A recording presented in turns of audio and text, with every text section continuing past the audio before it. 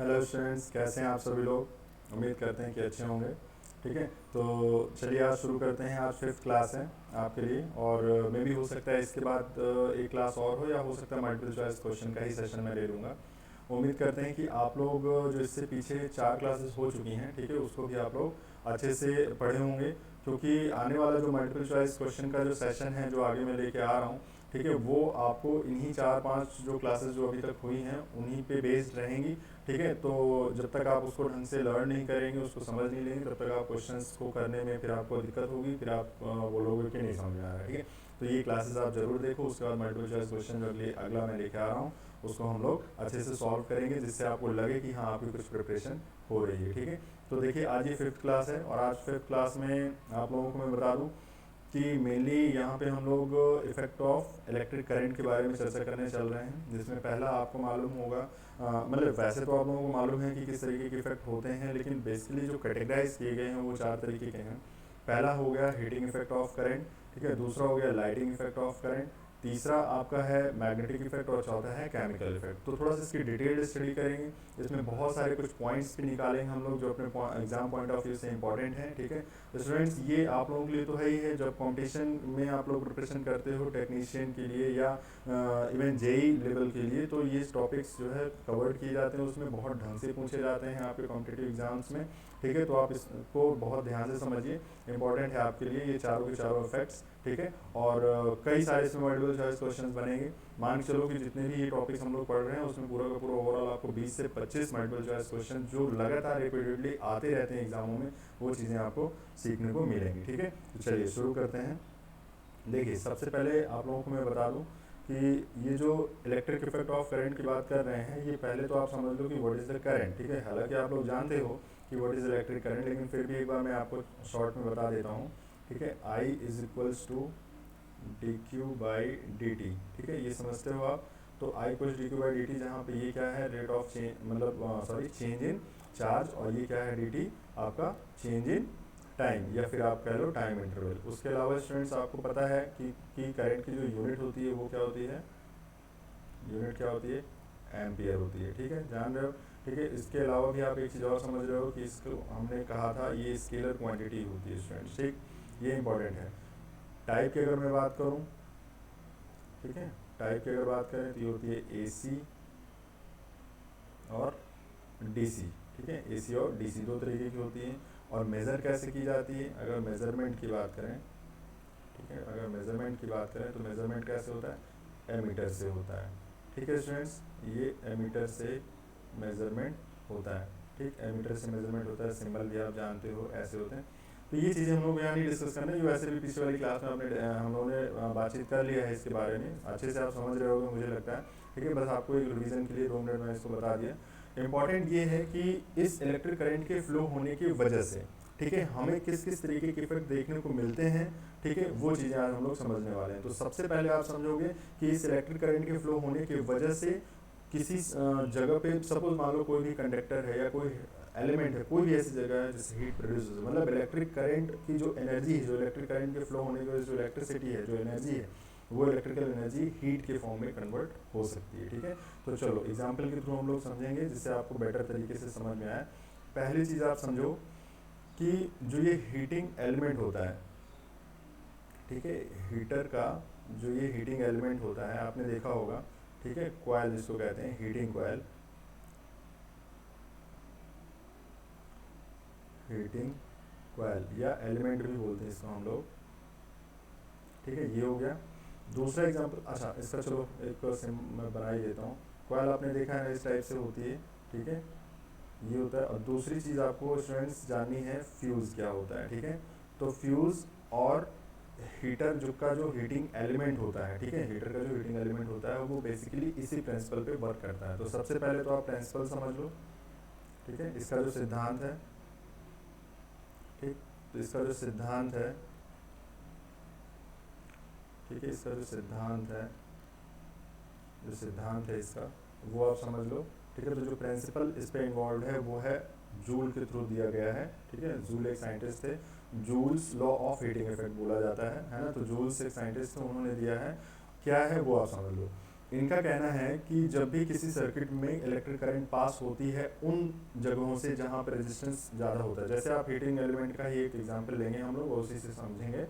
ठीक है, तो आप ये समझो कि जैसे अगर मैं बात करूँ, अगर हम लोग बात करें कि एक ये हीटिंग एलिमेंट है, ठीक है, हीटिंग एलिमेंट है, रेड कलर से बनाता हूँ, ठीक है, हीटिंग एलिमेंट है, ठीक, इसमें मान लीजिए आपकी करंट फ्लो होती है, ठीक है, इसमें करंट फ्लो होती है, ये वायर है मान लीजिए मैंने आपके लिए बना रखा है, इसमें करंट फ्लो होती है। तो जब इसमें करंट आई फ्लो होती है और मान लीजिए इसका रेजिस्टेंस क्या है, आर है, ठीक है भाई। हीट, आप पहले समझो कि ये यहाँ से लेके यहाँ तक जो रेड कलर है वो एक तरीके का हीटर का एलिमेंट है। वो किस चीज़ का बना होता है, नाइक्रोम का।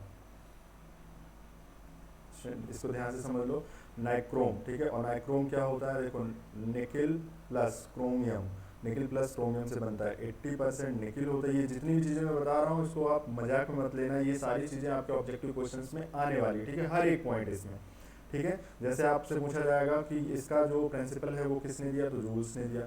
नाइक्रोम क्या होता है, एक तरीके का ये क्या है, एलॉय है, ये क्या है, एलॉय है, ठीक है, ALLOY, ठीक है, एलॉय है, ठीक है, एलॉय जिसमें निकिल और कॉपर मिला के हम लोग बनाते हैं। 20%, सॉरी क्रोमियम मैंने बोला, ठीक है, निकिल और क्रोमियम मिला के बनाते हैं, निकिल क्रोम लिखा है ना, नाइक्रोम, तो निकिल और क्रोमियम मिला के इसको हम लोग बनाते हैं एलॉय। अच्छा, इसकी जो प्रॉपर्टी होती है स्टूडेंट्स, जो इसकी प्रॉपर्टी होती है, मतलब ये ऐसा क्यों बनाया गया, तो बेसिकली 2 रीजंस के लिए, ठीक है। तो एक ये कि इसकी रेजिस्टिविटी जो है स्टूडेंट्स वो ज़्यादा हो जाए, ठीक, पहली चीज़।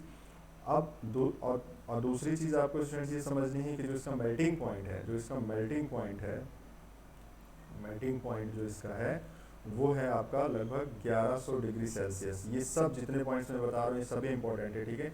चलो, इंपॉर्टेंट टिक मारने के लिए मैं आपको ऐसे करके बना देता हूँ। किस हीटिंग एलिमेंट किसका बना होता है, नाइक्रोम। ये क्या होता है, एक तरीके का एलॉय है। किससे मिलके बना है, इन दोनों से। परसेंटेज कितना है, 80% और 20%। फिर अगर हम इसकी गुण देखें कि इस नाइक्रोम वायर का क्या गुण होता है, नाइक्रोम वायर का, तो पहला होता है आपका कि इसकी रेजिस्टिविटी ज़्यादा होती है, और दूसरा होता है इसका मेल्टिंग पॉइंट कितना होता है, इतना 11,000 होता है, ठीक है, 1100 सॉरी होता है, 1100 डिग्री सेल्सियस होता है। तो ये चीज़ें आपको समझनी है।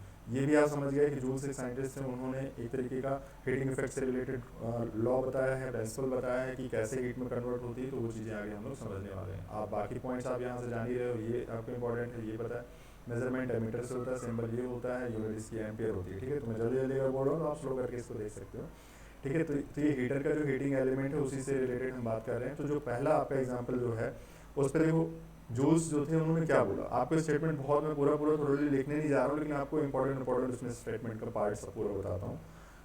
देखो, इनका कहना है कि जब भी एक कॉइल, मतलब जब भी किसी कंडक्टिंग मीडियम से करंट फ्लो करती है और कंडक्टिंग मीडियम ऐसा हो जिसमें एक कुछ पर्टिकुलर रेजिस्टेंस हो, तो सपोज मान लेते हैं कि इसका रेजिस्टेंस क्या है, आर है, उसमें करंट कितनी कर रही है, आई फ्लो कर रही है। देन ये जो हीटिंग एलिमेंट है उससे क्या होगा, उससे हीट प्रोड्यूस होगा। मतलब हीट मीन्स ऊष्मा, ठीक है स्टूडेंट्स, ऊष्मा, क्यू जिसको हम लोग बोल रहे हैं, ये इसी को क्या बोल रहे हैं इंग्लिश में हम लोग, हीट, ठीक है। तो हीट प्रोड्यूस होगी, और ये जो हीट प्रोड्यूस हो रही है वो जूल्स के अकॉर्डिंग, मतलब जो साइंटिस्ट जूल हैं उनके अकॉर्डिंग ये जो हीट क्यू है वो प्रोपोर्शनल होगी किसके, ये रॉन्ग नहीं बनाता मैं, ये प्रोपोर्शनलिटी सिंबल है, ठीक है। क्यू किसके प्रोपोर्शनल होगा, आई स्क्वायर के प्रोपोर्शनल होगा, ठीक है। मतलब अगर आई बढ़ता है तो भी क्यू बढ़ेगा। अगर इसमें बहुत ज़्यादा करंट फ्लो करेगी तो इसमें ज़्यादा हीट प्रोड्यूस होगी। उसके अलावा स्टूडेंट्स इनका कहना था कि क्यू प्रोपोर्शनल टू आर होता है। अच्छा, आर क्या है, वो रेजिस्टेंस वैल्यू है नाइक्रोम वायर की, ठीक है, जो इस पर लगाया गया है इलेक्ट्रिक सप्लाई फ्लो कराने के लिए। तो ये हुआ। और अगर हम लोग इसको कंबाइंड वे में करते हैं तो ये क्यू इक्वल्स टू हमारा हो जाता है आई स्क्वायर आर टी, ठीक है स्टूडेंट्स। ये आपको फॉर्मूला थोड़ा ध्यान रखना है। थोड़ी इसमें देखो, इसमें इंपॉर्टेंट बात मैं आपको बता दूं, यहाँ पे ये क्या है आपका, हीट है, ठीक है, हीट है स्टूडेंट्स, ये हीट है। और ये क्या है, एक तरीके की इलेक्ट्रिकल एनर्जी है, ठीक है, इलेक्ट्रिक एनर्जी है, ठीक। ये इलेक्ट्रिक एनर्जी, ये फॉर्मूला भी आपको उतना ही इंपॉर्टेंट है जितना ये टॉपिक्स में अभी आपको बताया, ठीक है। तो ये सभी आपको दिमाग में रखने हैं, ध्यान रखना है इस चीज़ को, ठीक है। तो ये हीट है। चलो दूसरी स्लाइड देखते हैं, उसमें मैं आपको थोड़ा ढंग से इसको बताता हूँ। आपने देखा कि ये जो स्टेटमेंट था उसमें आपको पता चला कि जो हीट है, क्यू ले लेते हैं, क्यू है, वो आपका आई स्क्वायर आर टी पे डिपेंड कर रहा है। कहने का मतलब जो उस हीटिंग एलिमेंट में जो करंट फ्लो कर रही है वो हीटिंग एलिमेंट का जो रेजिस्टेंस है आर, और कितने टाइम के लिए ये करंट फ्लो कर रही है वो उस पर डिपेंड कर रहा है। तो इसमें से आपको ये पता है कि ये क्या है स्टूडेंट्स, ये हीट है, ये क्या है करंट है, यूनिट एम्पियर लेंगे ध्यान रखना, ये रेजिस्टेंस है, ठीक है, ये आपका रेजिस्टेंस है, यूनिट क्या लेंगे ओम लेंगे, और इसकी यूनिट क्या लेंगे स्टूडेंट्स, इसकी यूनिट क्या लेंगे जूल। अब आप सोच रहे हो जूल तो एनर्जी की यूनिट होती है, तो जूल एनर्जी की यूनिट होती है एक तरीके से, हीट क्या है, फॉर्म ऑफ एनर्जी है, समझ रहे हो, फॉर्म ऑफ एनर्जी है, ये ऊर्जा का ही एक तरीके का प्रकार है, ठीक है, ये ऊर्जा का ही प्रकार है, ये जो ऊष्मा जिसको आप बोल रहे हो ये क्या है, एक तरीके की ऊर्जा ही है, ठीक है, ध्यान रखोगे, जो ऊष्मा आपने बोला है वो एक तरीके की क्या है, ऊर्जा ही है, ठीक है। तो ऊर्जा की अगर यूनिट जूल होती है, ठीक है, जूल होती है, तो इसकी भी यूनिट जूल ही होगी, ठीक है, इसकी भी यूनिट क्या होगी, जूल, ठीक, तो ये ध्यान रखना है, ये भी एक तरीके की ऊर्जा है। अच्छा, अब अगर मैं बात करूँ, अगर ये क्वांटिटी ऊर्जा है, ध्यान सुनना, ये क्वांटिटी अगर ऊर्जा है तो इसका मतलब क्या हुआ कि आई स्क्वायर आर टी भी एक तरीके का क्या हुआ, ऊर्जा हुआ, ठीक है, ये भी एक तरीके की एनर्जी हुई स्टूडेंट्स, ये भी एक तरीके की एनर्जी हुई। अच्छा, ये किस टाइप की एनर्जी है वो ज़रा समझो, तो इस एनर्जी को हम लोग बोलते हैं इलेक्ट्रिकल एनर्जी या इलेक्ट्रिक एनर्जी, इलेक्ट्रिकल ही बोलो, इलेक्ट्रिकल एनर्जी बोलते हैं, ठीक है, ये क्या होती है, एक तरीके की इलेक्ट्रिकल एनर्जी है। तो बेसिकली यहाँ हो क्या रहा है, जब किसी हीटिंग एलिमेंट में करंट फ्लो हुई तो आपने ये देखा कि जो आई स्क्वायर आर टी जो ये इलेक्ट्रिकल एनर्जी है वो किस में कन्वर्ट हो रही है स्टूडेंट्स, वो हीट क्यू में कन्वर्ट हो रही है, ठीक है।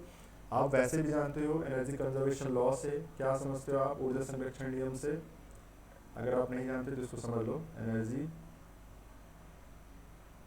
कंजर्वेशन लॉ, ठीक है, मतलब ऊर्जा संरक्षण नियम,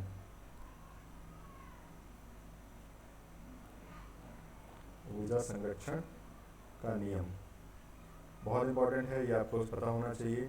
इंपॉर्टेंट ये है कि एक फॉर्म से दूसरे फॉर्म में एनर्जी ट्रांसफर, मतलब जो ये ऊर्जा है वो एक फॉर्म से दूसरे फॉर्म में कन्वर्ट होती है, लॉस नहीं होती, कहीं ऐसा नहीं कि गायब हो गई ऊर्जा ही पता नहीं कहाँ चली गई, ठीक है, एक फॉर्म से दूसरे फॉर्म में कन्वर्ट होगी, लॉस नहीं होगा, ठीक है। तो कंजर्व होने का क्या मतलब है, ये संरक्षण का मीनिंग ही यही है कि एक फॉर्म से दूसरे फॉर्म में एनर्जी क्या होगी, कन्वर्ट होगी, मतलब ये कोई एक पहला फॉर्म ये दूसरा फॉर्म है तो एक फॉर्म से दूसरे फॉर्म में, दूसरे से पहले फॉर्म में कन्वर्ट होगी, ऐसा नहीं कि रास्ते में आते समय लॉस हो जाए, ठीक है, तो लॉस नाम वर्ड एनर्जी के लिए गलत है, ठीक है।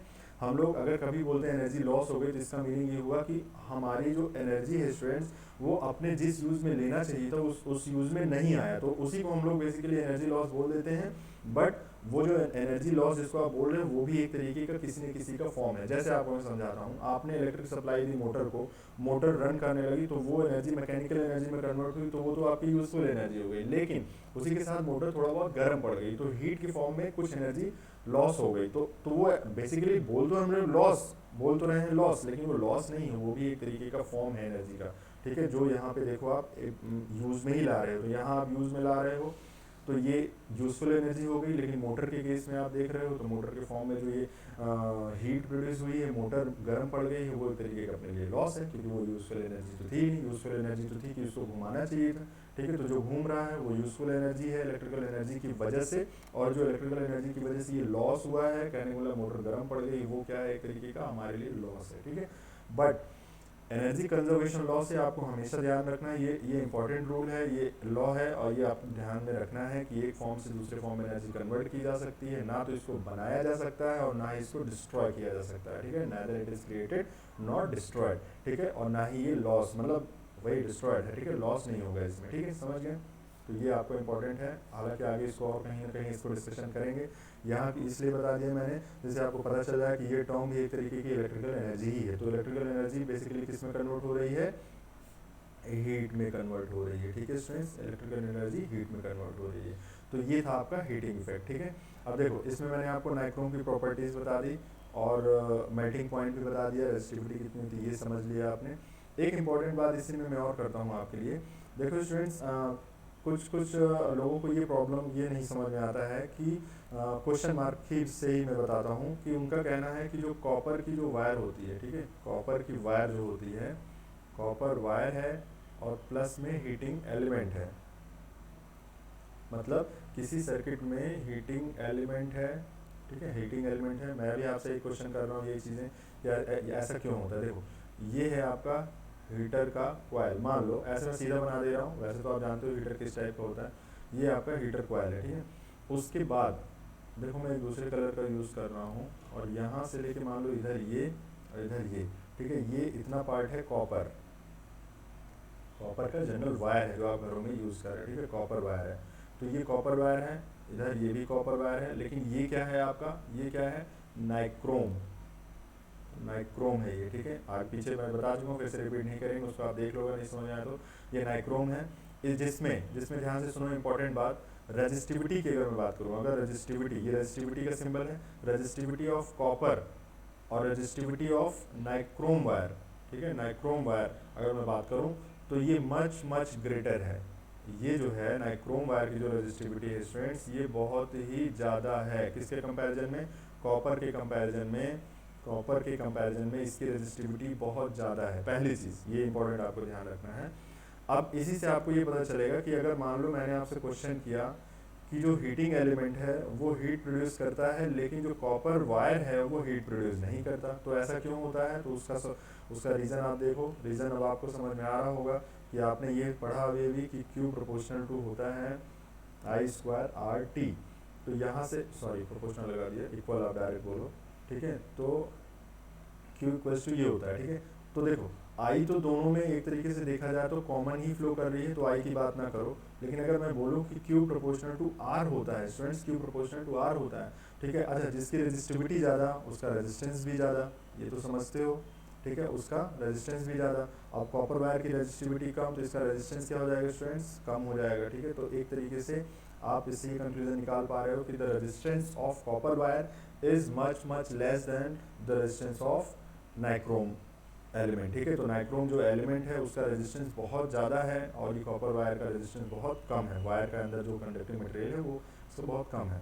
आप यहाँ से देखो, जिसका रेजिस्टेंस ज़्यादा है उसमें हीट ज़्यादा प्रोड्यूस होगी, मतलब ये हुआ अगर नाइक्रोम की मैं बात करूँ तो ऐसा ऐसा केस आएगा।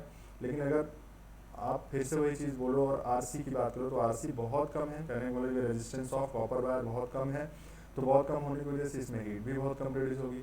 अब समझो फिर से वही चीज़, अगर आप इससे समझ पा रहे हो तो आप ये समझ रहे हो कि I² RT जो लॉस है, I² RT जिसकी वजह से हीट ओवरऑल प्रोड्यूस हो रही है वो नाइक्रोम, ठीक है, नाइक्रोम वायर में बहुत ज़्यादा होगी, जिसकी वजह से आपको वो रेड कलर, रेडिश कलर का नज़र आता है। आपको मालूम है, आपको ये सब चीज़ें क्या पता है, ये आपका रेडिश कलर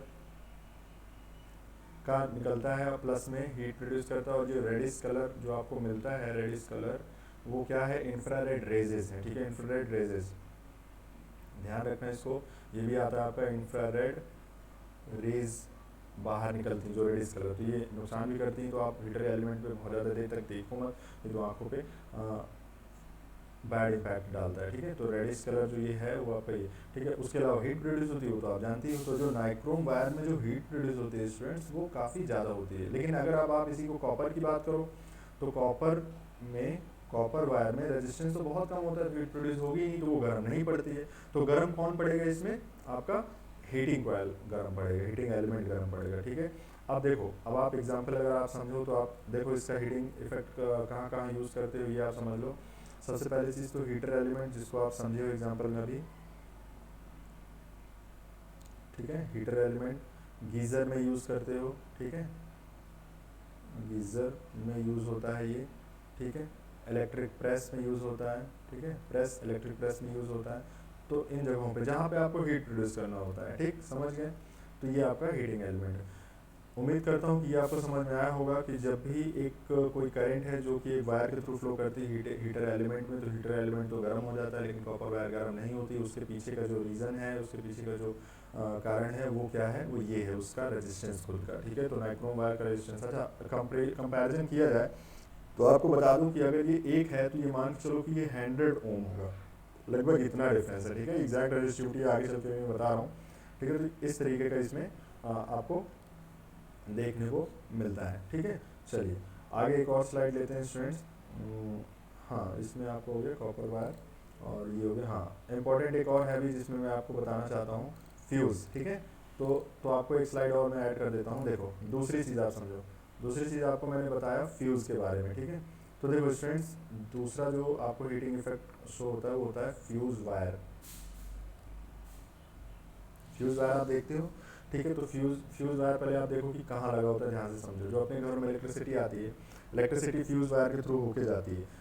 क्या करता है फ्यूज़ वायर, शायद मोटा मोटा आप जानते होंगे कि फ्यूज़ वायर मेल्ट कर जाती है जब बहुत ज़्यादा करंट फ्लो करती है, यही जानते हो, ठीक है। तो इसके पीछे का जो बिहाइंड प्रिंसिपल है वो क्या है, हीटिंग इफेक्ट ऑफ करंट। मतलब करंट फ्लो होने की वजह से हीट पड़ जाता है, मतलब हीट होने लगती है वो वायर जो उस पर लगी होती है, और बाद में चल के वो क्या हो जाती है, मेल्ट कर जाती है। तो मेल्ट करने की वजह से सर्किट ब्रेक हो जाती है और जो है घरों में सप्लाई रुक जाती है। लेकिन इंपॉर्टेंट ये है कि ये सर्किट किस लेवल पे जाके ब्रेक हो, तो फिर वो आपके लिए इंपॉर्टेंट हो जाता है। कहने का मतलब ये है कि आप चाहते हो कि नहीं इतने एम्पियर से ज़्यादा करंट ना फ्लो हो हमारे घरों में, ठीक है। तो हमारे घर पे अगर इससे ज़्यादा करंट फ्लो होती है तो फिर क्या होगा, वो फ्यूज़ वायर मेल्ट कर जाएगा। तो चलो बेसिक हम लोग इसको थोड़ा समझते हैं।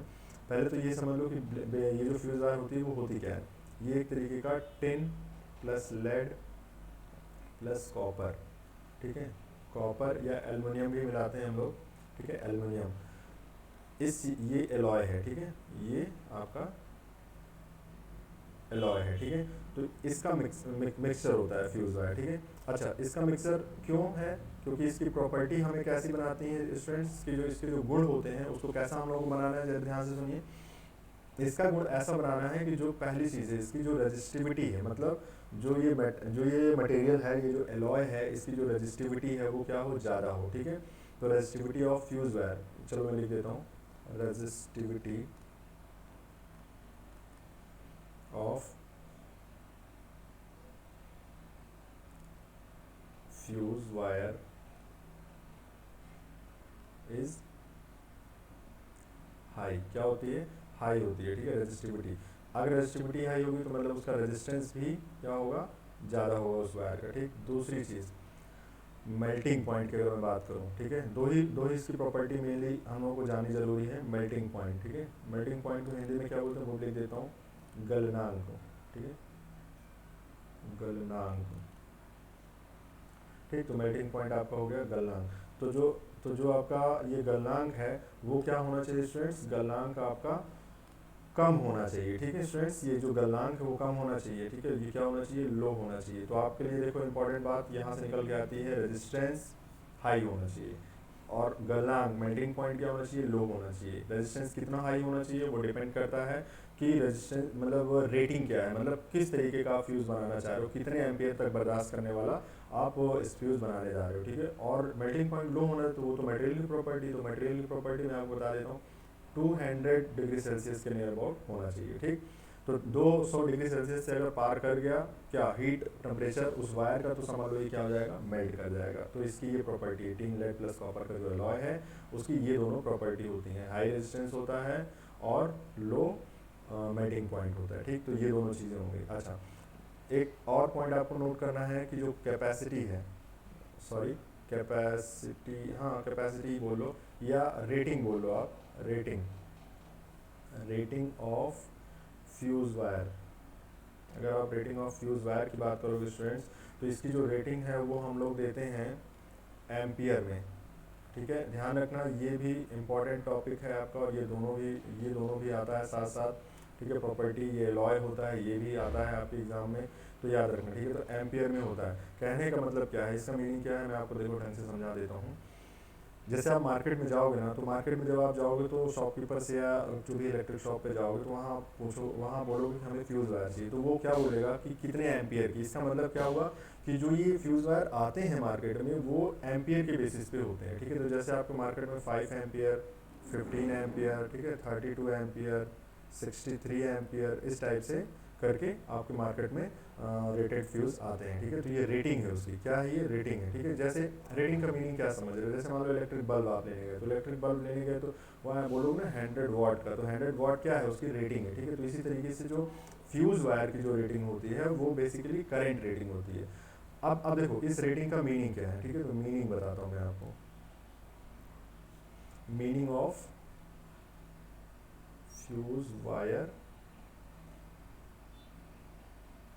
रेटिंग, देखो इसकी मीनिंग है, आप समझो, मान लो हमने कहा 15 एम्पियर, ठीक है, इसका मीनिंग ये हुआ कि जब भी किसी सर्किट में, चलो पहले एक सर्किट बना ही देते हैं आपके लिए, तब आप समझोगे, ठीक है, एक सर्किट बनाते हैं आपके लिए स्टूडेंट्स। जैसे मान लीजिए आपके पास एक सर्किट है, ठीक है, ऐसे करके, और इसमें आपने एक फ्यूज़ लगा रखा है, फ्यूज़ वायर लगा रखा है, ऐसे करके सिंबल होता है, याद रखना ये सिंबल भी आता है आपके एग्जाम में, ठीक है, ऐसे करके ये सिंबल होता है, तो ये क्या लगा हुआ है, फ्यूज़, ठीक, और ये क्या है, आपकी वायर है जिसमें करंट फ्लो कर रही है आई, ठीक है, जिसमें करंट फ्लो कर रही है आई। अब अगर आई की जो वैल्यू है मान लो 10 एम्पियर है, तब तो एज इट इज़ फ्यूज से करंट फ्लो होगी, 10 एम्पियर अपने घर की तरफ फ्लो होती जाएगी। लेकिन अगर इस फ्यूज़ की रेटिंग मैंने बोल दिया है, जो मार्केट से लेके आए हैं, कि इसकी रेटिंग क्या है, 15 एम्पियर, तो ध्यान रखना स्टूडेंट्स, इस बात का ध्यान रखना कि अब ये जो फ्यूज़ है वो सर्किट को ओपन कर देगा। कहने का मतलब ये है कि अगर करंट जो है, जो आई की जो वैल्यू है वो ग्रेटर दैन 15 एम्पियर हो जाए, 15 एम्पियर से करंट की जो अपनी ये वाली जो करंट फ्लो कर रही है ना, इसमें करंट आई की वैल्यू 15 एम्पियर से ज़्यादा हो जाए, तो ज़्यादा हो जाए तो क्या होगा, ये जो फ्यूज़ वायर यहाँ लगी हुई थी वो क्या हो गई, मेल्ट हो गई, नहीं दिख रहा उधर, अच्छा चलो इधर लिखता हूँ, ठीक है, ये क्या हो गई, मेल्ट हो गई, ठीक है, ये क्या हो गई, मेल्ट हो गई, मतलब गल गई, समझ रहे हो, गल गई, गल गई तो क्या हुआ, सर्किट हो गई ओपन, तो उसकी वजह से हो गई जो परिपथ है, जो सर्किट है वो हो गई ओपन, ठीक है, ओपन हो गई। ध्यान से सुन लो इसको, बहुत इंपॉर्टेंट है। तो डिपेंड क्या कर रहा है, इसकी डिपेंडेंसी क्या है, जो फ्यूज़ वायर है, स्टूडेंट्स, वो किस बात पे डिपेंड कर रहा है, हीट प्रोड्यूस होने से डिपेंड कर रहा है, और हीट प्रोपोर्शनल किससे होती है, आई स्क्वायर आर टी पे डिपेंड करती है। यहाँ पे देखो आपको पता है, यहाँ से एक इम्पॉर्टेंट बात कि आई प्रोपोर्शन मतलब Q proportional to I square, तो हीट कहाँ ज़्यादा प्रोड्यूस होगी, जहाँ हीट ज़्यादा प्रोड्यूस, तभी तो मेल्ट, अच्छा मेल्ट कैसे करती है वायर, जब उसमें हीट करोगे टेम्परेचर राइज हो जाएगा, टेम्परेचर पहुँच जाएगा लगभग कितना, 200 डिग्री सेल्सियस, तब क्या हो जाएगी, ये जो फ्यूज वायर है मेल्ट कर जाएगा, और मेल्ट करके टूट जाएगा, वो निकल ही जाएगा, ठीक है। तो इस तरीके से ये आई स्क्वायर पे डिपेंड करता है, ठीक है, आई की वैल्यू बढ़ती जाएगी, और इसकी लिमिट अगर 15 एम्पियर, कैसे आप 15 क्यों मैंने डिसाइड किया, क्योंकि हम मान के चल रहे हैं कि ये जो फ्यूज मैंने लगाया है वो 15 एम्पियर करंट को बर्दाश्त कर सकता है मैक्सिमम, ठीक है, तो वही उसकी क्या होती है, करंट रेटिंग होती है, ठीक है, हालांकि उससे कम ही हम लोग करंट यूज़ करते हैं, ऐसा नहीं कि 15 एम्पियर तक लेके जाओ आप, है ना, जिससे जान उसकी खतरे में रहे फ्यूज़ की, तो वैसा मत करना, ठीक है, कम ही लगाओ। अगर आपको मान लीजिए ज़रूरत है 10 एम्पियर आपके घरों में मैक्सिमम करंट फ्लो करने जैसी संभावनाएं हैं, तो आप 15 एम्पियर का लगा लो। मान लो आपके घर में 25 एम्पियर करंट मैक्सिमम फ्लो कर सकती है, ठीक है। अच्छा, इसको पता कैसे करते हैं, तो ये आपका जो भी लोड है घर में उसके अकॉर्डिंग आप पता कर सकते हो, ठीक है। अगर आप ढंग से जानते हो कि कितना पावर कौन सा कंज्यूम कर रहा है, तो आप करंट भी आसानी से निकाल सकते हो, टोटल करंट निकाल सकते हो, तो उसी बेसिस पे आपको फ्यूज़ लगाना होगा। तो स्टूडेंट्स, अगर फ्यूज़ 32 का है तो आप 25 एम्पियर तक मैक्सिमम जाओ, उससे ज़्यादा आप कोशिश करो करंट ना जाए, जिससे 32 एम्पियर से, क्योंकि बियॉन्ड जैसे ही ज़्यादा जाएगी, जैसे ही ज़्यादा होगी 32 एम्पियर से, वैसे ही ये मेल्ट कर जाएगा, फिर आपको दूसरा ही फ्यूज़ लाना पड़ेगा, वो फिर से बनेगा नहीं, ठीक है। तो इसलिए कोशिश करो कि लिमिट में रहे। चलो, तो ये आपको समझ में आ गया। फंडा क्या है, आप भी ये भी समझ गए कि ये हीटिंग इफेक्ट पे वर्क करता है फ्यूज़, ठीक। जो भी इसके पॉइंट्स थे, देखो मैंने 1 बाय 1 लिख दिए हैं, आप इसको ज़रूर नोट करो, ये सभी ऑब्जेक्टिव क्वेश्चंस में आपके लिए बहुत इंपॉर्टेंट है, ठीक है, ध्यान रखना इस बात को, ये काफ़ी इंपॉर्टेंट है, ठीक। चलो, दूसरी चीज़, अब आपको पता है कि मैंने कहा 4 इफेक्ट होते हैं, अब लाइटिंग इफेक्ट की बात करते हैं। लाइटिंग इफेक्ट के लिए मैं एग्जाम्पल लेना चाहता हूँ आप लोगों के लिए, बल्ब, ठीक है। जो घर में जो बल्ब होते हैं, कौन से, फिलामेंट वाले बल्ब, कौन से वाले बल्ब, फिलामेंट टाइप के, वैसे ही आपके टॉपिक में ही है ना, इल्यूमिनेशन चैप्टर में। तो अभी हम लोग एक बल्ब ले रहे हैं, ठीक है, एक बल्ब हम लोग ले रहे हैं, जिसको वायर से कनेक्ट कर दे रहे हैं, और इस बल्ब में एक फिलामेंट लगा हुआ है स्टूडेंट्स, फिलामेंट लगा हुआ है, और इस फिलामेंट, जो ये फिलामेंट है वो किस चीज़ का बना होता है, ध्यान से सुन लो। तो आपको मालूम है नाइक्रोम, जो नाइक्रोम था वो हीटिंग एलिमेंट था, ठीक है। यहाँ जो फिलामेंट लगा हुआ है वो है टंगस्टन, ठीक है, ठीक है, वो क्या है, टंगस्टन, ठीक है स्टूडेंट्स, टंगस्टन, टंगस्टन, ठीक है, टंगस्टन। तो टंगस्टन है, ये क्या है एक तरीके का, ये भी एलॉय है, ठीक है, ये भी धातु का बना हुआ है। अच्छा, इसकी चलो थोड़ी सी प्रॉपर्टी मैं बता देता हूँ आपको टंगस्टन की, ठीक है। तो देखो टंगस्टन की क्या प्रॉपर्टीज़ हैं। हाँ, टंगस्टन की प्रॉपर्टी देखो, पहले तो इसका जो मेल्टिंग पॉइंट होता है वो समझ लो, क्योंकि कब पिघलेगा ये भी तो इंपॉर्टेंट आपको मालूम तो होना चाहिए, कितनी करंट बर्दाश्त कर सकता है। तो इसकी मेल्टिंग पॉइंट मतलब जो इसका गलनांक है स्टूडेंट्स, वो होता है 3800 डिग्री सेल्सियस होता है। याद रखना, ये इंपॉर्टेंट है, ये आता है आपके एग्जाम में, what is the melting point of tungsten, ठीक है। टंगस्टन वायर जो होती है, टंगस्टन जो ये फिलामेंट है, उसका मेल्टिंग पॉइंट कितना होता है। अच्छा, जब बल्ब जलता है, ठीक है, तो जो ऑपरेटिंग टेम्परेचर होता है, ऑपरेटिंग जो टेम्परेचर होता है, मतलब जो ताप है, जो जब बल्ब जलने लगता है तो जो ताप होता है वो लगभग 2800 डिग्री सेल्सियस तक पहुंच जाता है। किसका? सराउंडिंग का नहीं, इस फिलामेंट का, ठीक है। फिलामेंट जो होता है वो 2800 डिग्री सेल्सियस तक ऑपरेटिंग टेम्परेचर, मतलब कितना होता है ये तो आप डायरेक्टली ऐसे नहीं बता सकते, वो तो डिपेंड करता है करंट पे, लेकिन मैक्सिमम ऑपरेटिंग मतलब जहाँ तक ये बर्दाश्त कर सकता है वो है 2800। बाकी ये मेल्ट कब करेगा? 3800 डिग्री सेल्सियस के बाद ये मेल्ट कर जाएगा, ठीक है। तो ये प्रॉपर्टी होनी चाहिए इसकी। अच्छा, उसके अलावा इसकी देखो, एक तो ये हो गया मेल्टिंग पॉइंट, आप समझ गए। इसका ऑपरेटिंग टेम्परेचर कितना होता है? 2800, है ना, कोई 2800 ज़रूरी है, मतलब 2300 से 2800 के बीच में हम लोग रेंज लेते हैं, ठीक है। अच्छा, अब देखो ध्यान से, प्रिंसिपल क्या है इसका, जब इसमें से करंट फ्लो होती है, ठीक है, जब इसमें से करंट फ्लो होती है स्टूडेंट्स, जब इसमें से सप्लाई से करंट फ्लो करता है, सप्लाई क्या होती है ज़रा देखो, जो इसमें सप्लाई हम लोग लगाते हैं, सप्लाई घरों में कितने होती है, जैसे मान लो ये 100 वाट का बल्ब है, यही आता था ना, आपको मालूम है, ठीक है। तो जो सप्लाई होती है स्टूडेंट्स, वो होती है 230 वोल्ट, जो रेटेड सप्लाई है, जो मानक है जो अपना, ठीक है, 230 वोल्ट 50 हर्ट्ज़ की सप्लाई होती है, ठीक है, जो घर पे आती है। तो इतना मान लो जब इसमें सप्लाई जाती है तो 100 वाट का पावर लॉस होता है इसमें, ठीक। चलो, अब देखो होता क्या है, जब इलेक्ट्रिसिटी इसके अंदर फ्लो की, तो मतलब आपने इलेक्ट्रिक एनर्जी दिया, वो किस में कन्वर्ट हो गई, वो आपका हीट प्लस लाइट में कन्वर्ट हो गया। ये लाइट कौन सी वाली लाइट है? ये घर में जो गांव में ऐसे बोलते हैं ना, लाइट आ गई, वो वाली लाइट नहीं है, ठीक है। तो ये लाइट कौन सी लाइट है? ये प्रकाश है, ठीक है। तो कहने का मतलब ये है कि जो इलेक्ट्रिक एनर्जी है स्टूडेंट्स, अगर मैं पूछूं कि मतलब बल्ब क्या करता है, तो इलेक्ट्रिक एनर्जी को किस में कन्वर्ट कर देता है? हीट और प्लस लाइट में, ठीक है, हीट प्लस लाइट में। हीट मतलब क्या हुआ? ऊष्मा, ठीक है, प्लस लाइट का क्या मतलब हुआ? प्रकाश, ठीक है।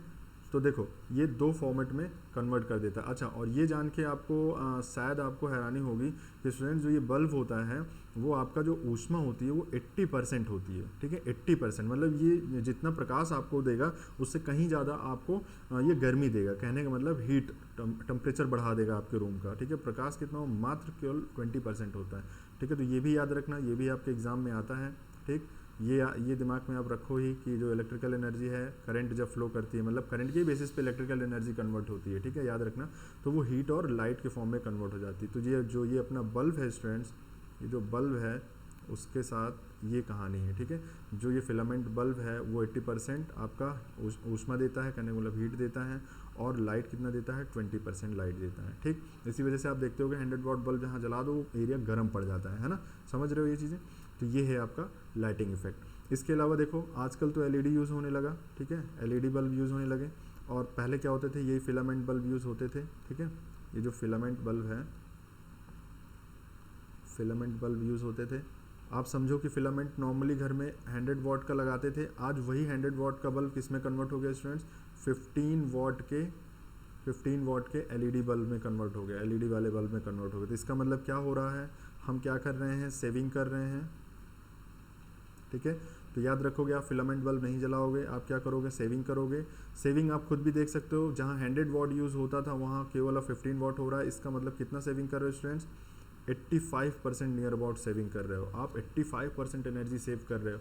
तो अगर आपको एफिशिएंट वे में कॉन्टिन्यूस एनर्जी चाहिए तो आप कोशिश करो कि कम से कम लॉस हो, जिससे क्या हो कि हमें ये हमेशा के लिए मिलती रहे, ठीक है। तो ये जो फिलामेंट है उससे हीट प्रोड्यूस होती है और लाइट प्रोड्यूस होती है। बट अब अगर आप एलईडी बल्ब का यूज़ करो स्टूडेंट्स, तो आप खुद जानते हो कि एलईडी से इल्यूमिनेशन मतलब जो प्रकाश उत्सर्जन है, ठीक है, प्रकाश जो है वो ज़्यादा मिलता है और हीट ज़्यादा नहीं होता है, ठीक है। तो एलईडी इफिशियंट है, आप एलईडी बल्ब ही घर पे यूज़ किया करिए, ठीक है। ये भी 230 वोल्ट 50 हर्ट्ज सप्लाई से चलता है, ठीक है। तो ये हो गया आपका लाइटिंग इफेक्ट।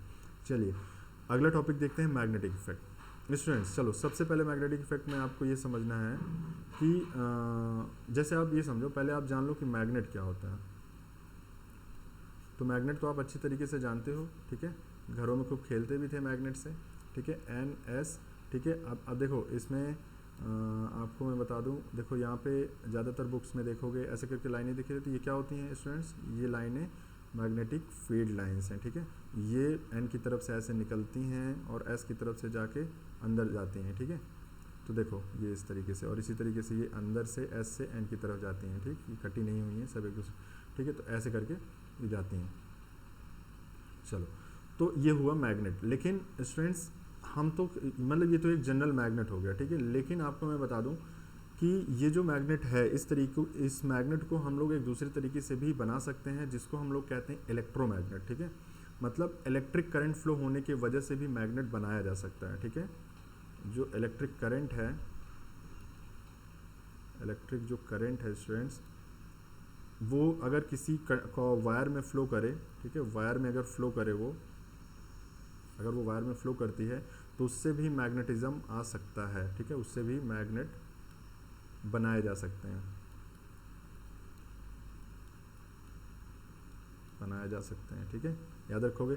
चलो तो अब इसको बनाने का तरीका देखते हैं, तभी तो हम समझेंगे कि ये मैग्नेटिक इफेक्ट भी प्रोड्यूस करता है। तो एक साइंटिस्ट थे ऑस्टेड, ठीक है, ऑस्टेड, स्पेलिंग देख लेना एक बार आप लोग।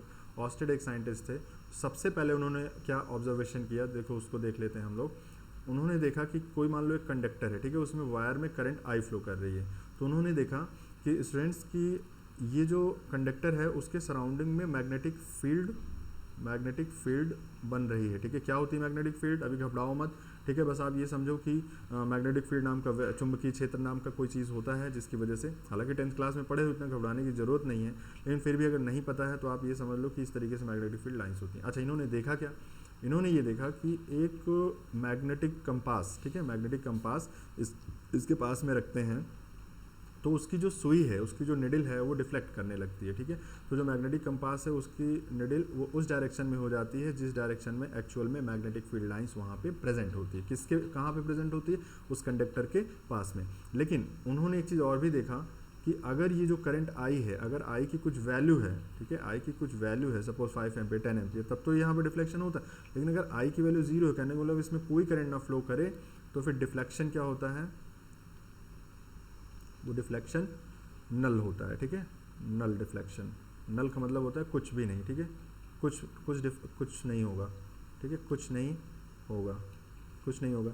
लेकिन अगर स्टूडेंट्स इसकी कुछ वैल्यू है तो क्या होगा, ये डिफ्लेक्ट होगा, ठीक है। तो ये डिफ्लेक्ट होगा कहने का मतलब मूव करने लगेगा, ठीक है, मूव करेगा। कौन मूव करेगा, इस कंपास निडल की मैं बात कर रहा हूँ, ठीक है। अगर इसकी वैल्यू होगी तो कंपास निडल जो होगी, ठीक है, जो कंपास जो निडल है वो मूव करने लगेगी। लेकिन अगर करंट 0 है तो मूव नहीं करती है, ठीक है। तो इससे क्या पता चलता है, जब भी करंट फ्लो करती है तो उसके सराउंडिंग में कोई ना कोई एक इफेक्ट आता है, वो मैग्नेटिक इफेक्ट है। तो मैग्नेटिक इफेक्ट को कैसे इन्होंने ऑब्जर्व किया, कैसे इन्होंने देखा कि एक मैग्नेटिक कंपास है जो इस कंडक्टर के, इस वायर के आसपास में रखते हैं तो उसकी निडल डिफ्लेक्ट करने लगती है, ठीक है। तो निडल डिफ्लेक्ट करने लगती है, जिससे उनको पता चला, साइंटिस्ट को, उन्होंने बताया सबसे पहले कि current carrying conductor produces magnetic effect. क्या बताया उन्होंने, एक करंट, ठीक है, कैरिंग कंडक्टर, ठीक है, कंडक्टर प्रोड्यूसेस मैग्नेटिक इफेक्ट, ठीक है। शॉर्ट में लिख दे रहा हूँ, इसको ध्यान समझ लो, ठीक है, मैग्नेटिक इफेक्ट। तो ये इनका शॉर्ट एक तरीके से स्टेटमेंट है, ठीक है, ध्यान रखोगे। चलो तो ये था आपका मैग्नेटिक इफेक्ट। अच्छा, ये जो मैग्नेटिक इफेक्ट है इसकी वजह से आप क्या बना सकते हो, इलेक्ट्रोमैग्नेट, ठीक है। तो अगर आपको बनाना है इलेक्ट्रोमैग्नेट, मतलब आपको इलेक्ट्रोमैग्नेट बनाना है स्टूडेंट्स, मैग्नेट बनाना है, तब आप करंट फ्लो कराओगे। इलेक्ट्रोमैग्नेट बनाने का प्रिंसिपल मैं जल्दी से आपको देखो बता देता हूँ। मान लो एक आपके पास आयरन का एक कोई वो है, रॉड है, ठीक है, आयरन की रॉड है, और आयरन की रॉड के ऊपर स्टूडेंट्स आप लोग क्या कर रहे हो, एक कॉइलिंग कर रहे हो, ठीक है, ऐसे करके एक कॉइल ऐसे ऐसे अरेंज कर रहे हो और ये कॉइल में बाद में आपने इसमें करंट फ्लो कराया। स्टूडेंट्स जब तक इसमें करंट ऐसे, ठीक है, करंट फ्लो कराया, तो अगर करंट आई फ्लो कर रही है तो ध्यान से आप समझो, जब ये करंट आई इसमें फ्लो करने लगती है स्टूडेंट्स, तो आपको पता है ऑस्टेड ने ही बता दिया किसके अराउंड में मैग्नेटिक फील्ड लाइंस होंगी, तो ये मैग्नेटिक फील्ड लाइंस कुछ ऐसे करके इसमें बनना शुरू हो जाती हैं।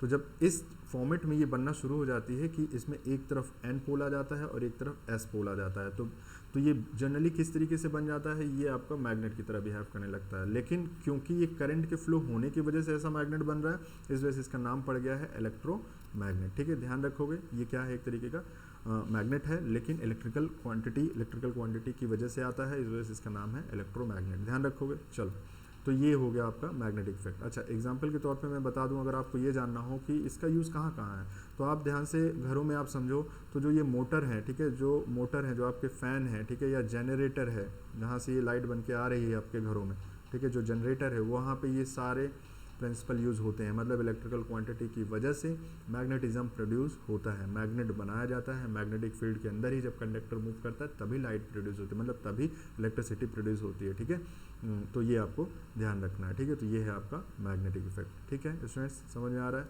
चलो, एक लास्ट है आपका, लास्ट पे है और इम्पॉर्टेंट भी है। देखो, इसमें दो तरीके के इफेक्ट्स हैं, केमिकल इफेक्ट्स जो हम लोग बात करते हैं। तो अगर पहले हम बात करें तो आपको देखो, अभी तक आपने 3 पढ़ लिए, ठीक है, ये आपका है लास्ट, ठीक है, केमिकल इफेक्ट। उसके अलावा भी हालांकि इफेक्ट्स बहुत सारे हैं करंट के। अभी तो रेज निकलती हैं, जैसे एक्स रेज वगैरह हो गई, ठीक है।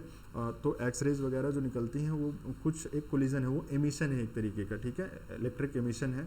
बाद में उसको डिस्कस करेंगे, वो आपके टॉपिक से थोड़ा ज़्यादा बियॉन्ड है, इस वजह से उसको हम लोग डिस्कस नहीं कर रहे हैं। अभी हम लोग देख रहे हैं केमिकल इफेक्ट। ठीक है, तो जो केमिकल इफेक्ट है उसमें आपको सबसे पहले पढ़ना है चार्जिंग ऑफ बैटरी। ठीक है, हालांकि डिस्चार्जिंग में भी वही चीज़ें हो रही है, चार्जिंग ऑफ बैटरी। और दूसरा स्टूडेंट्स एक और है इलेक्ट्रोप्लेटिंग, शायद आप इसको नहीं जानते होंगे, इलेक्ट्रोप्लेटिंग। और याद रखना, इनकी हिंदी कोई मीनिंग नहीं है। चार्जिंग ऑफ बैटरी मतलब बैटरी का चार्ज होना, इलेक्ट्रोप्लेटिंग को हिंदी में भी इलेक्ट्रोप्लेटिंग ही बोलते हैं। ठीक है, और केमिकल इफेक्ट का मतलब क्या है, रसायन मतलब रासायनिक प्रभाव। ठीक है स्टूडेंट्स, देखो जहाँ पे मैंने हिंदी नहीं बोली है, चलो मैं मैग्नेटिक इफेक्ट, तो इसको हम लोग क्या बोलेंगे स्टूडेंट्स, इसको हम लोग बोलेंगे चुंबकीय प्रभाव। ठीक है, चुंबकीय प्रभाव। ठीक है, मैग्नेट आप जानते हो, इसको चुंबक बोलते हैं। ठीक है, और भी देख लेना, जहाँ पे मैंने नहीं बताया उसको थोड़ा सर्च कर लेना अगर भूल गया मेरे दिमाग से तो। ठीक है, तो ये है आपका रासायनिक प्रभाव। ठीक है स्टूडेंट्स, ये आपका है रासायनिक प्रभाव। तो रासायनिक प्रभाव बेसिकली ये 2 एग्जांपल्स हम लोग लेने चल रहे हैं, जिसके थ्रू हम लोग रासायनिक प्रभाव समझेंगे। पहले चीज़ चार्जिंग ऑफ बैटरी।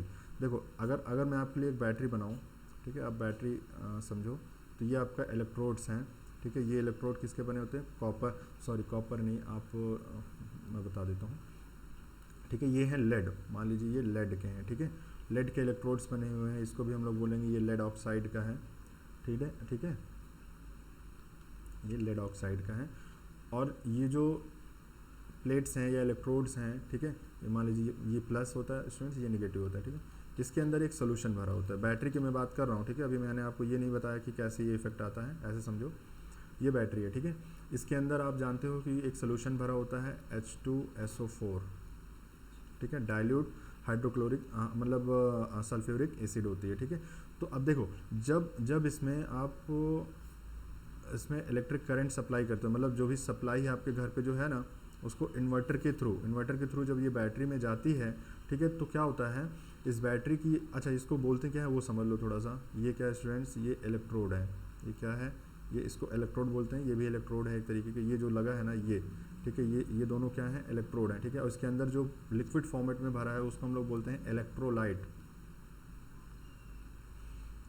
ठीक है, उसको क्या बोलते हैं, इलेक्ट्रोलाइट बोलते हैं। ठीक है, तो वो हो गया आपका इलेक्ट्रोलाइट। तो आप ये समझो कि जब इलेक्ट्रिक सप्लाई करंट, मतलब इंपॉर्टेंट बात समझो, जब करंट इसके अंदर बैटरी के अंदर सप्लाई होती है तो इसके अंदर क्या होने लगता है, केमिकल रिएक्शन। ठीक है, केमिकल रिएक्शन होने लगता है। ठीक, और उस केमिकल रिएक्शन की वजह से होता क्या है, बैटरी चार्ज होने लगती है। ठीक है, बैटरी चार्ज होने लगती है। केमिकल रिएक्शन में बेसिकली क्या होता है, ये डबल डबल रिएक्शन होते हैं इसमें। जैसे ये होता है ना, ये लेड, ठीक है, तो लेड ऑक्साइड यहाँ बनने लगता है और यहाँ पे भी लेड ऑक्साइड बन जाते हैं। तो ये जो लेड की रॉड्स हैं ये बेसिकली लेड ऑक्साइड बन जाते हैं और ये वाटर में कन्वर्ट हो जाता है, मतलब H2SO4 किस में बदल जाता है, वाटर में। ये रिएक्शन इसके अंदर तब होती है, ध्यान से समझ लो, ये रिएक्शन तब होती है, इंपॉर्टेंट क्या है आपके लिए, ये रिएक्शन तब होती है जब इसके अंदर इस तरीके से इलेक्ट्रोड्स के थ्रू करंट फ्लो होना शुरू होती है। तो करंट जैसे ही जब फ्लो होगी तो ये रिएक्शन से स्टार्ट होंगी और बैटरी अपने आप धीरे धीरे धीरे धीरे चार्ज होने लगेगी, ठीक है। तो ये आपका क्या है, एक तरीके का केमिकल इफेक्ट है, ठीक है, कि मतलब इलेक्ट्रिक करंट जब उसमें फ्लो होगी तो क्या होगा, ये चार्ज होना शुरू हो जाएगी, ठीक है। दूसरा एग्जाम्पल देखो, दूसरे एग्जाम्पल में मैंने आपको बताया इलेक्ट्रोप्लेटिंग, ठीक है, मैंने आपको बताया, चलो दूसरी स्लाइड ले लेते हैं। इलेक्ट्रोप्लेटिंग मैंने आपको बताया, ठीक। दूसरा क्या है आपका, इलेक्ट्रोप्लेटिंग। जानते नहीं होंगे लेकिन इंपॉर्टेंट है। इलेक्ट्रोप्लेटिंग किस लिए करते हैं पहले आप ये समझ लो। इलेक्ट्रोप्लेटिंग प्रोसेस में अभी बता दे रहा हूँ क्या होता है। इलेक्ट्रोप्लेटिंग किस लिए करते हैं ये समझो। कोरोजन समझते हो, ठीक है, जो कोरोजन होता है मतलब जो जंग लगता है, ठीक है, जंग जो लग जाता है किसी में, जैसे मान लो लोहा है, ठीक है, लोहा, तो लोहा जब ऑक्साइड हो मतलब ऑक्सीडेशन जब उसमें होने लगता है, जब उसमें तो लोहे पे क्या लगने लगता है, जंग लग जाता है, ठीक है, लोहे पे जंग लगता है, नॉर्मल सी बात है, आप सब जानते हो लोहे पे जंग लगता है, ठीक है। लेकिन अगर आप इसको कोई कवरिंग कर दो, इसके ऊपर से कोई लेयर बना दो, ठीक है, किसी दूसरे मेटल की जिसमें जंग ना लगता हो, जैसे आपको मैं बता दूं GI जो होता है, GI वायर का नाम सुने होंगे, जिससे जो वायरिंग वगैरह में यूज़ होता है, ठीक है, गैल्वेनाइज्ड आयरन, ठीक है, तो जो GI वायर होता है स्टूडेंट्स, उसमें हम लोग क्या करते हैं, जिंक की, उसमें जिंक का क्या करते हैं, कोटिंग कर देते हैं। कहने का मतलब ये है कि अगर मान लो ये आपकी एक आयरन की शीट है तो इसके ऊपर क्या कोटिंग कर देते हैं स्टूडेंट्स, इसके ऊपर हम लोग जिंक की कोटिंग कर देते हैं, मतलब जिंक की इस पर कोटिंग चढ़ा देते हैं। है तो बेसिकली ये आयरन, ठीक है, ये आयरन की एक शीट है, लेकिन इसके ऊपर हम लोग जिंक की कोटिंग कर देते हैं, जिसकी वजह से आयरन नहीं दिखता है आयरन ही, आयरन नहीं दिखता, आपको जिंक जैसे नज़र आएगा, ठीक है।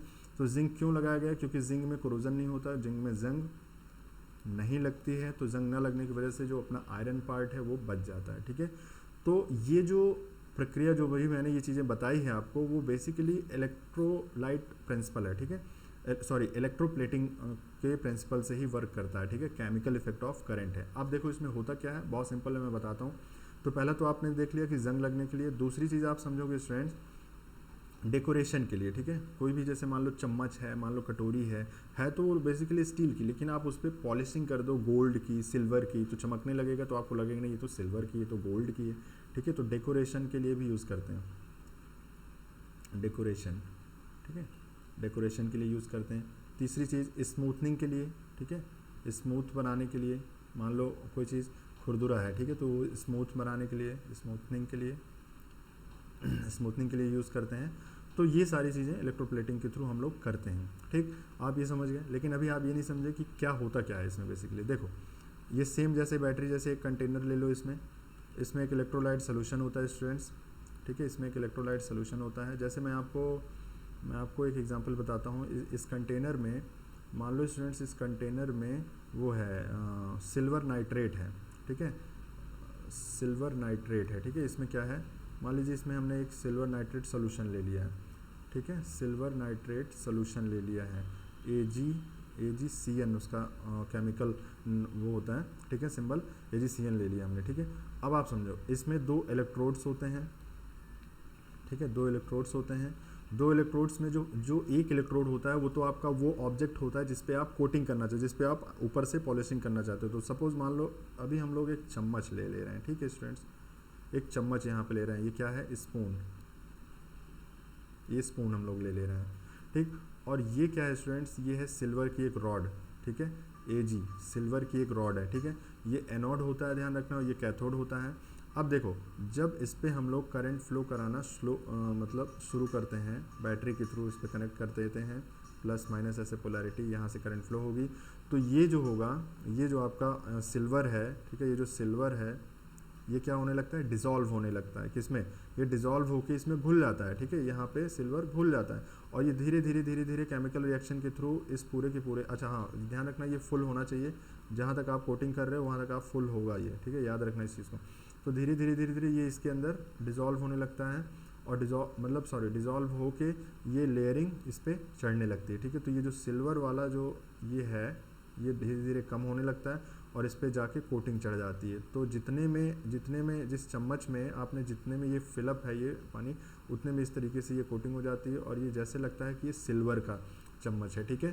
तो ये जो प्रोसेस हुआ, मतलब इसके ऊपर जो लेयरिंग की गई, इसके ऊपर जो चढ़ाया गया है, तो अब ये स्पून किसका स्पून बोले जाएगा, ठीक है, एजी, मतलब ये किसका है, सिल्वर का बना हुआ है, ठीक है। वैसे तो ये स्टील था, ठीक। तो इस तरीके से होता है। तो ये जो पूरा प्रोसेस है वो आपका क्या कहलाता है, इलेक्ट्रोप्लेटिंग। बहुत इंपॉर्टेंट है, ध्यान रखना, आगे चल के थोड़ा बहुत कहीं और भी पढ़ेंगे। तो उसको 3 चीज़ों के लिए यूज़ होता है। पहली चीज़ ये समझ लो, जैसे देखो ये आपने किया, एक चम्मच था नॉर्मल चम्मच, उसको सिल्वर का चम्मच बना दिया आपने। हालांकि बहुत ज़्यादा सिल्वर नहीं उसमें, केवल कोटिंग है तो सिल्वर, तो उसको वो क्या है, एक तरीके से डेकोरेशन के लिए था। एक और एग्जांपल जो मैंने आपको बताया कि जैसे लोहा होता है, लोहे पे जंग लगता है, ठीक है। तो जंग ना लगने के लिए हम लोग कैसे बना देते हैं, गैल्वेनाइज्ड आयरन बनाते हैं। गैल्वेनाइज्ड आयरन बनाने के लिए जो प्रोसेस होता है वो इलेक्ट्रोप्लेटिंग ही होता है। और इलेक्ट्रोप्लेटिंग किसका करते हैं हम लोग, उसमें लेयर किसकी चढ़ाते हैं, तो वो होता है स्टूडेंट्स जिंक का। ध्यान रखना, जिंक की जब लेयर चढ़ा देते हैं तो जो लोहे को हम लोग जंग से बचा लेते हैं, ठीक है, जंग से बच जाता है, जंग से बच जाता है कौन, लोहा, ठीक है।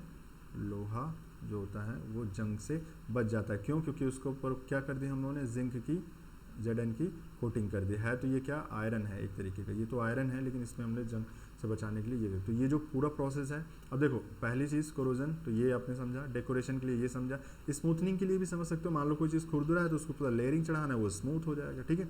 तो ये आपका हो गया इलेक्ट्रोप्लेटिंग। चलो स्टूडेंट्स, तो आज के लिए इतना ही, ठीक है। उम्मीद करते हैं कि आपको चारों इफ़ेक्ट समझ में आए होंगे, ठीक। आपने 4 इफ़ेक्ट्स कौन कौन से देखे, पहली चीज़ आपने हीटिंग इफेक्ट देखा, जिसमें आपने फ्यूज़ वायर और हीटिंग एलिमेंट के बारे में पढ़ा ढंग से, ठीक है, क्या मटेरियल लगे होते हैं, कितना क्या कंटेंट उसमें होता है वो समझ लिया। लाइटिंग इफेक्ट में आपने फिलामेंट के बारे में समझा, ठीक है, जिसमें आपने फिलामेंट वायर किसकी बनी होती है ये समझ लिया, ठीक है। बल्ब के अंदर और क्या होता है, आर्गन गैस फिलअप होती है, वो आगे चल के मैं बताऊँगा आर्गन या गैस क्यों फिलअप होती है, ठीक है। हालांकि उस टंगस्टन एलिमेंट को बचाने के लिए ही होता है, ये आप दिमाग में रखो, बाकी और डिटेल से पढ़ेंगे। उसके अलावा आपने केमिकल इफेक्ट पढ़ा और मैग्नेटिक इफेक्ट। तो मैग्नेटिक इफेक्ट में आपने देखा कि इलेक्ट्रिक करंट फ्लो होने की वजह से मैग्नेटिज्म प्रोड्यूस होता है, इलेक्ट्रोमैग्नेट बन जाते हैं, जिसका यूज़ हम लोग मोटर और जनरेटर में करते हैं, ठीक है, इलेक्ट्रोमैग्नेट बनाने में भी करते हैं। लास्ट में आपने देखा केमिकल इफेक्ट, जिसमें हम लोगों ने 2 चीज़ें बहुत इंपॉर्टेंट वे में समझा कि बैटरी की जो चार्जिंग होती है वो केमिकल इफेक्ट पे बेस्ड है, और इलेक्ट्रोप्लेटिंग जो प्रोसेस होता है, जो कि आप उम्मीद करते हैं बहुत अच्छे से समझ गए होंगे, ठीक है। अब आप किसी को बता सकते हैं कि क्या होता है ये इलेक्ट्रोप्लेटिंग, है ना। तो इलेक्ट्रोप्लेटिंग का जो इफेक्ट है वो बेसिकली इलेक्ट्रिक करंट का केमिकल इफेक्ट है, ठीक है। तो उम्मीद करते हैं ये क्लास आपको समझ में आई होगी स्टूडेंट्स। अब जिस चीज़ का आपको इंतजार था, है ना, 4-5 क्लासेस हो गई हैं, आप सोच रहे हो कि सर थ्योरी केवल पढ़ाते हैं, न्यूमेरिकल्स नहीं करवा रहे हैं, क्वेश्चंस की प्रैक्टिस नहीं करवा रहे हैं, तो अब आपका वो समय है ना, वो इंतज़ार ख़त्म हो गया। अब आने वाली क्लास में हम लोग ये जो next class electrician trade theory की होगी आपकी, वो मल्टीपल चॉइस क्वेश्चन का ही होगा। तो आप लोग ज़रूर से ज़रूर देखें उसको, और ध्यान रखना उस क्लास को अटेंड करने से पहले ये 5 लेक्चर्स आप लोग ज़रूर देख लेना, क्योंकि यही टॉपिक्स वहाँ पे हम लोग कवर करने चल रहे हैं, ठीक है। तो वो टॉपिक्स आपको मिलेंगे वहाँ पे, उसके क्वेश्चन सॉल्व करेंगे और आप एंजॉय करेंगे उस क्लास को, पूरी उम्मीद है कि आप एंजॉय करेंगे, ठीक है। चलिए, तो साथ ही साथ अगर मैं आपको और बता दूं कि अगर आपको ये क्लासेस पसंद आ रही हैं तो थोड़ा शेयर वेयर करना शुरू करिए, लाइक कर दिया करिए, है ना। तो थोड़ा सा मेहनत लगती है तो लाइक करना बनता है, लाइक कर दीजिए, ठीक है। सब्सक्राइब भी कर लीजिए, जिससे आपको ये नोटिफिकेशन मिले, टाइमली मिल जाए, तुरंत आप उसको नोट डाउन करें, है ना। और एक इंपॉर्टेंट बात ये कि डिस्क्रिप्शन में टेलीग्राम का लिंक है, उसको सब्सक्राइब कर लीजिए उस चैनल को, जिससे आपको इनकी जो PDF नोट्स है मैं वहीं पे उसको डाल दे रहा हूँ, ठीक है। तो आप PDF नोट ईजिली आप आसानी से वहाँ से ले सकते हैं। तो मान लीजिए आप क्लास जब ले रहे हैं यहाँ पे नोट्स नहीं बना पा रहे हैं तो कोई दिक्कत नहीं, आप ध्यान से पहले इसको समझ लो और फिर नोट्स तो मैं दे रहा हूँ, उससे आप अपने कॉपी में नोट डाउन कर लीजिए, ठीक है। चलिए, थैंक यू वेरी मच, ठीक है। आप लोगों को समझ में आया होगा, इसी उम्मीद के साथ मैं ये कॉन्टिन्यूस पढ़ाता जा रहा हूँ आपको, ठीक है। तो थोड़ा रिस्पॉन्स करिए, कुछ कमेंट करिए, अगर नहीं समझ में आता तो कमेंट करिए, बताइए कि क्या और इम्प्रूव किया जा सकता है, ठीक है। Okay, thank you.